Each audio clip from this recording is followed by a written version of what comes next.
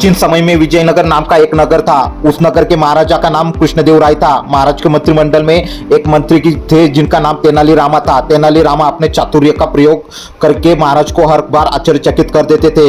एक बार तो ऐसा हुआ कि तेनाली रामा ने अपनी बुद्धि से महाराज के फैसले को बदल दिया और एक निर्दोष को सजा पाने से रोक दिया। एक बार महाराज कृष्णदेव राय को किसी कारण वंश कश्मीर राज्य जाना पड़ा। वहां पर महाराज को एक पौधा बहुत पसंद आ गया। उसके सुनहरे फूलों को देखकर महाराज बहुत प्रसन्न हो गए और वह फूल महाराज के मन को भा गए। वहां से आते वक्त महाराज उस फूल का एक पौधा अपने साथ लेकर विजयनगर लौटे। विजयनगर में आते ही महाराज ने राज्य मालिक को बुलाया और कहा, इस फूल को हमारे बगीचे में ऐसी जगह लगाओ जिसे मैं सुबह उठते ही अपनी खिड़की से देख सकूं, और इस फूल का विशेष रूप से ख्याल रखा जाए। अगर इस फूल को कुछ भी हो गया तो मैं तुम्हें मृत्यु दंड दे दूंगा। राज्य माली ने महाराज की बात को सुनते और मानते हुए सुनहरे पौधे को बगीचे में महाराज की खिड़की के सामने लगा दिया, जिससे महाराज सुबह उठते ही उस फूल को देख सके। महाराज सुबह उठते सबसे पहले उस सुनहरे फूल को देखते और उसके बाद ही अपना कार्य करते।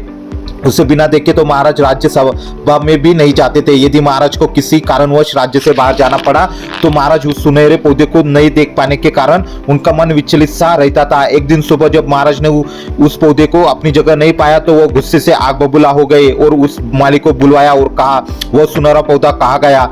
माली ने धीरे से जवाब दिया, उस पौधे को कल शाम को मेरी बकरी खा गई। महाराज ने जब यह सुना तो बिना सोचे ही उस माली को मृत्यु दंड की सजा दे दी। जब माली की पत्नी को यह पता लगा तो वो वहां न्याय की गुहार लेकर राजमहल में पहुंची, किंतु महाराज अत्यधिक क्रोध में होने के कारण उसकी एक भी ना सुनी। जब माली की पत्नी निराश होकर अपने घर को लौट रही थी तभी राजमहल में एक सैनिक ने उसे तेनाली रामा से मिलने की सलाह दी। रोते रोते माली की पत्नी तेनाली रामा के घर पहुंची और अपने पति के मृत्यु दंड के बारे में बताया।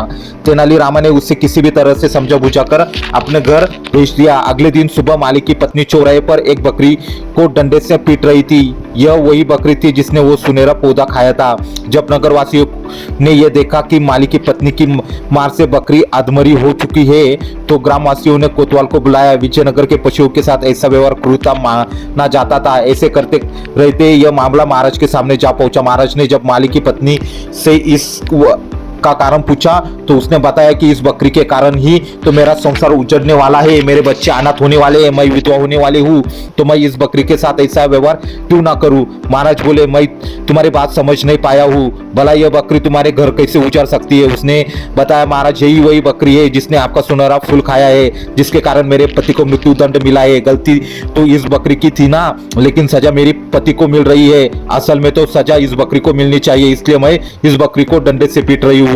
अब महाराज को पूरी बात समझ में आ गई कि गलती मालिक की नहीं है बल्कि इस बकरी की है, तो मालिक को सजा नहीं मिलनी चाहिए। तभी महाराज ने सैनिकों को आदेश देकर मालिक को आजाद कर दिया और मालिक की पत्नी को पूछा कि तुम्हारे पास इतनी बुद्धि कहां से आई कि तुमने मुझे मेरी गलती का भी एहसास दिला दिया और अपने पति की जान भी बचा ली। मालिक की पत्नी ने जवाब दिया कि मेरे को रोने के अलावा कुछ सूझ नहीं रहा था, यह सब तो मुझे पंडित तेनाली रामा ने करने को कहा था।